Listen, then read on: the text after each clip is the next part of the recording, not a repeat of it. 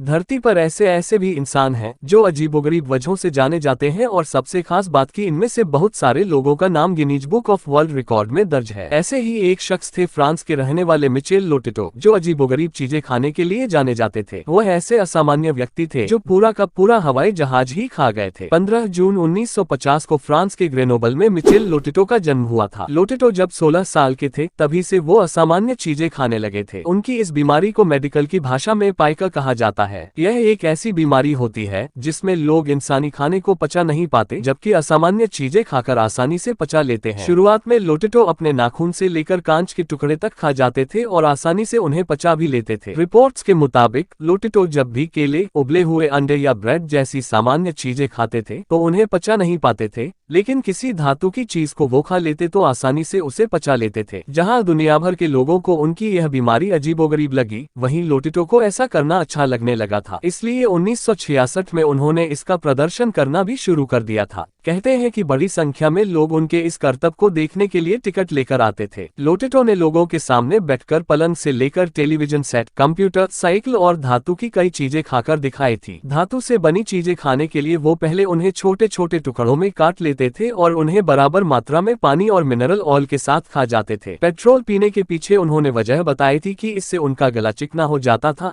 जिससे धातु की चीजें निगलने में आसानी होती थी। डॉक्टरों के मुताबिक लोटेटो के पेट की आंतों में एक मोटी संरक्षण परत थी जो सामान्य इंसानों में नहीं होती। यही वजह है कि वो धातु हो या कांच या रबर बड़ी आसानी से खाकर पचा लेते थे। मिचेल लोटेटो का नाम उस वक्त पूरी दुनिया में फैल गया जब 1978 में उन्होंने सेस्ना 150 हवाई जहाज को टुकड़ों टुकड़ों में खाना शुरू किया। महज 2 साल में ही यानी 1980 तक वो पूरा का पूरा हवाई जहाज ही खा गए थे। एक अनुमान के मुताबिक 1959 से 1997 तक मिचेल लोटेटो ने करीब 9 टन यानी 8164 किलो धातु का सेवन कर लिया था। अजीबोगरीब चीजें खाने की वजह से उनका नाम Guinness book of world record में दर्ज है। 25 जून 2007 को 57 साल की उम्र में प्राकृतिक कारणों से उनकी मौत हो गई थी, लेकिन लोग उन्हें आज भी याद करते हैं।